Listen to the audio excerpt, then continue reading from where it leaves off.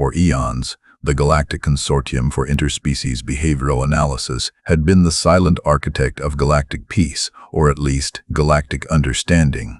Their methods were elegant, their data exhaustive, their predictions infallible. Across countless star systems, encompassing an astonishing diversity of biological and technological evolution, their algorithms had charted the rise and fall of civilizations, the predictable arc of resource depletion, the inevitable psychological breaking points of sapient life forms under duress. They could, with near-perfect accuracy, forecast the precise moment a species would choose: negotiation over destruction, surrender over extinction, retreat over suicidal defiance. Their models were built on universal constants, the imperative for self-preservation, the statistical probability of resource acquisition, the quantifiable impact of physiological degradation. Their grand computational matrices had mapped the breaking points of 1 trillion unique biologies, and not once, in their recorded history spanning millennia, had their predictions been fundamentally wrong, until us. They discovered humanity on a relatively insignificant star system, a Type 3 aggressive species locked in a particularly brutal, self-inflicted conflict. It was a common enough scenario for their initial observation protocols: a localized war over dwindling resources, a siege of a major population center. Their predictive models, refined through millennia of similar encounters, immediately began charting the inevitable outcome. Food supplies were critical. Water filtration was compromised. Medical resources were virtually non-existent. The defending human forces were outnumbered, outmaneuvered, and technologically inferior to the aggressors. Their analysis projected a 98% probability of tactical retreat within 24 standard cycles, followed by a 70% chance of full capitulation by the end of day 1. The remaining 2% accounted for statistical anomalies that typically resolved within a few hours. This was, by all accounts, an open and shut case, a routine observation of a species following the predictable path of self-preservation when faced with overwhelming odds. Day 1, the model shrieked. Instead of retreating, the humans counterattacked. Not a full-scale offensive, but a series of desperate, localized skirmishes designed not to gain ground, but to inflict maximum, disproportionate damage. Casualties for the defenders skyrocketed, far exceeding any rational strategic calculation. The consortium's primary analytical arrays flagged the behavior as highly irrational, a statistical outlier. They reran the simulations, inputting the new, seemingly suicidal data. The probability of capitulation by day 2 surged to 99. The biological imperative for survival, for propagation, demanded a cessation of hostilities.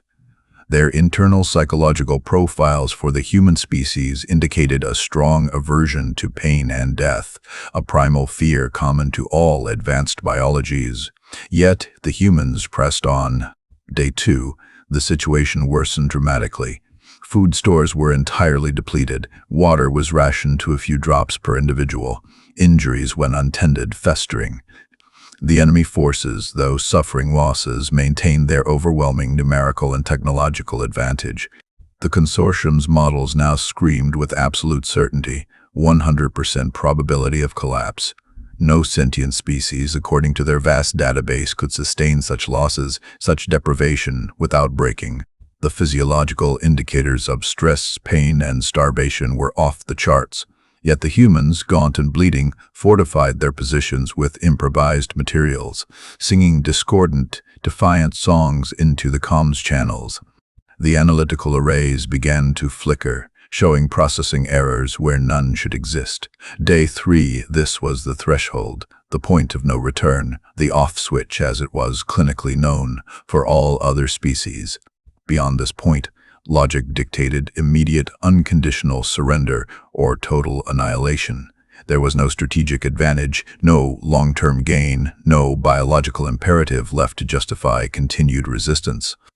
The defenders were starving, dehydrated, riddled with infection, their movements sluggish, their faces etched with a profound exhaustion that should have been prelude to collapse. Yet they were still fighting. Not effectively, not with any hope of victory, but with an unyielding, irrational fury that defied every known law of biological and psychological response. The consortium's most advanced predictive engines began to return null values, their logic gates seizing up in the face of utterly incomprehensible data. The scientists, initially dispassionate observers, felt the first tremors of unease. They double-checked the atmospheric readings for toxins, the energy signatures for exotic mind-altering fields. Nothing. The humans were simply doing this.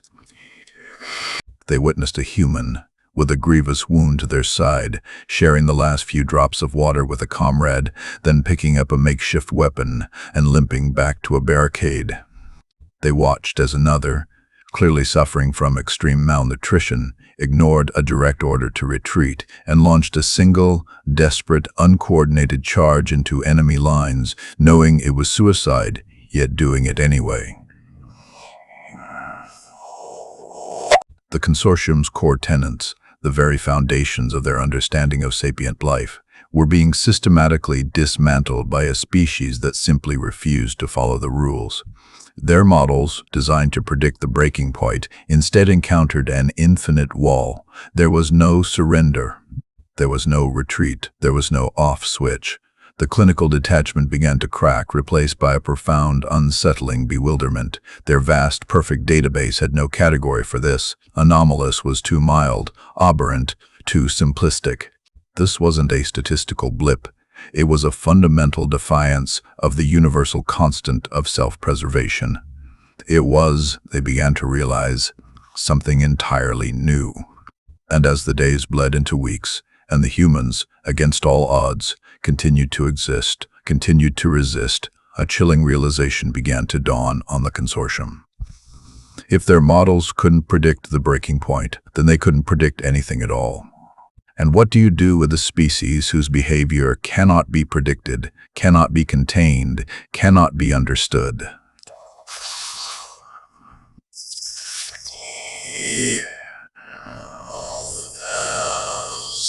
And it was starting to feel less like a scientific designation and more like a dire warning. The consortium, once the epitome of detached, empirical understanding, found itself drowning in a torrent of invalidated data. Their supercomputers, designed to process and predict the ebb and flow of galactic life with absolute certainty, now whirred with an unprecedented cacophony of errors. Null values proliferated across their analytical arrays, replacing the elegant probabilities with stark, terrifying blanks. The human condition was not merely an anomaly, it was a black hole in their universe of logic, devouring every known constant of sapient behavior. Their vast, millennia-spanning database, a compendium of every known biological and psychological response to duress, offered no analog, no precursor, no predictive model for a species that simply refused to adhere to the fundamental imperative of self-preservation when faced with overwhelming odds. The initial scientific curiosity transmuted into a profound, almost existential dread. They had encountered species that were fiercely territorial, others that were suicidally aggressive, and still others that valued collective survival above all else. But never before had they witnessed a species that, when stripped of resources, hope, and any logical path to victory, instead of breaking, intensified its defiance. The humans, emaciated and broken, did not surrender. They fought on, not with strategic brilliance, but with a raw, visceral tenacity that bypassed all rational thought. They would throw themselves into impossible odds, not for glory or gain, but for the fleeting chance to inflict one more wound, to buy one more breath for a comrade, to simply refuse it to lie down. This was not courage, as the consortium understood it, a calculated risk for a discernible reward. This was an unreasoning, pathological persistence, a will to resist that seemed to draw strength from its own futility. The consortium's chief analyst, a multi-limbed, highly logical being named Xylos, initiated a galaxy-wide emergency protocol. For the first time in recorded history, the Galactic Consortium for Interspecies Behavioral Analysis was forced to issue a species red alert. Their mandate had always been understanding, not intervention. But what do you do when understanding fails? When the very fabric of your predictive models unravels in the face of a single, baffling species?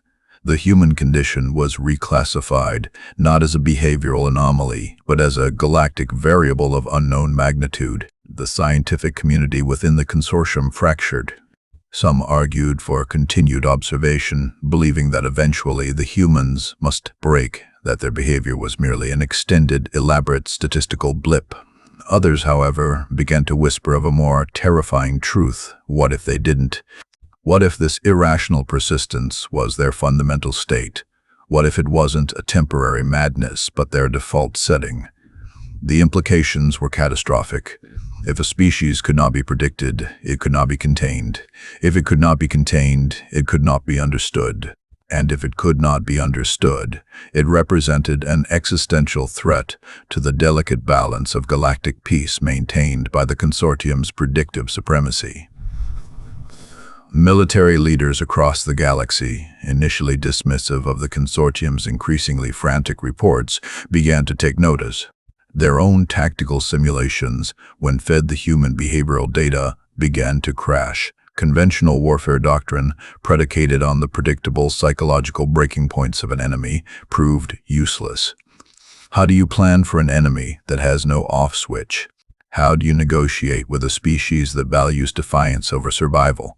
The consortium's internal reports, once filled with detached scientific prose, became increasingly urgent, almost frantic. They documented instances of humans facing certain death, using their last moments not to beg or flee, but to launch one final impossible act of resistance. A human soldier, surrounded and out of ammunition, reportedly charged an armored vehicle with a broken pipe, screaming defiance until the very end. Another, trapped in a collapsed building, used their dying breath to transmit a garbled, defiant message that simply stated, "We are still here." These were not acts of heroism in the conventional sense. They were acts of sheer, unadulterated refusal to yield, acts that defied any known biological or logical imperative.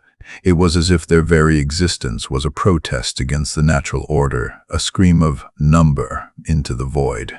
The human condition ceased to be a mere scientific designation. It became a byword for unpredictable, illogical, and utterly terrifying resilience. The consortium scientists, who had once prided themselves on their ability to classify, categorize, and control, now found themselves facing the ultimate unclassifiable. They had modeled every known form of warfare, every strategy of surrender, every path to peace. But they had never modeled a species that simply refused to acknowledge defeat, even in the face of total annihilation. They had observed species sacrifice individuals for the collective, but humans often sacrificed themselves for abstract concepts like freedom or honor, or simply because we don't quit, concepts that defied quantifiable analysis.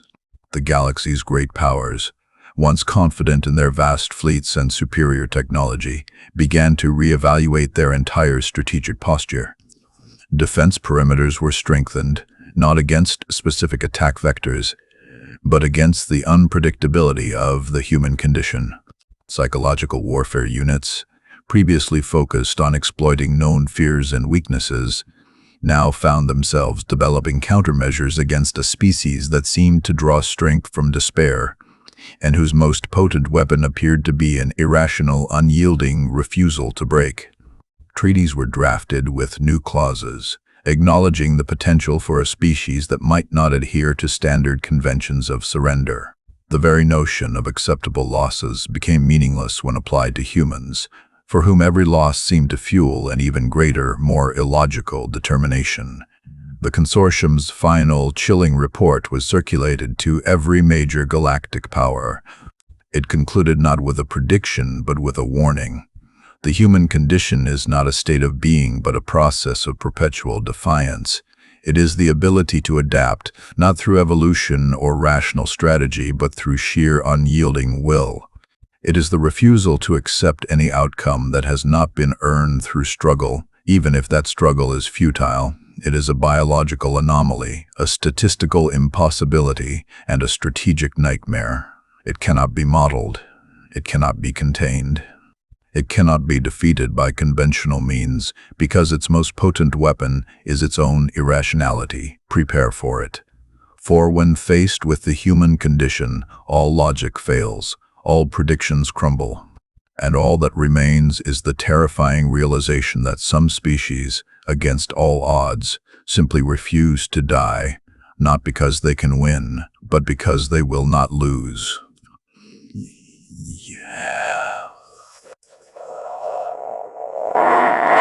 Across the stars, the great civilizations, who had once scoffed at the consortium's initial alarm, now understood.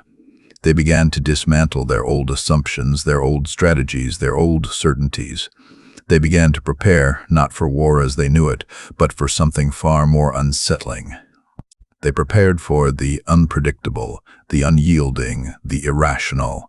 They prepared for the human condition. And as they did, the galaxy, which had once understood humanity as a mere statistical blip, now understood it as the most terrifying variable in the cosmic equation. Its persistence wasn't just incomprehensible, it was a fundamental, universe-altering force. And now they feared it.